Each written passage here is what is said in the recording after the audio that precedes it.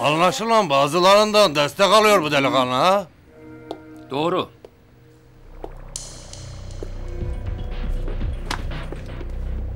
Doğru, bazılarından destek alıyorlar. O destek aldıkları adam da benim. Ben demedim mi? Bundan sonra kumar yok, esrar yok, eroin yok, hele haraç hiç yok. Toplayın lan şunu. Yıkılırım karşımdan. Haddini bil Karali! Gardiyan! Gardiyan! Gardiyan! Tövbe mi lan? Tövbe de! Gardiyan! Adam Tövbe öldürüyor! mi lan? Karali! Yeter artık senin yaptıkların!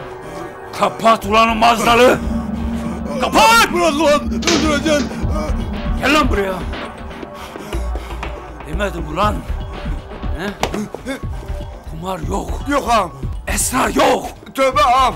Yok da lan! Tamam ağam! Tamam!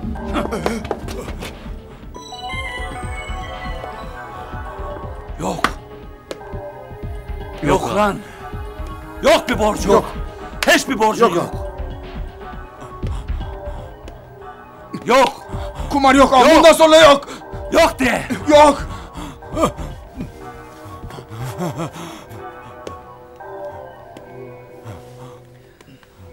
Bundan sonra ne dersem o olacak. Yenilmeyin. Hele böyle itlere hiç... Yok değilsem yok.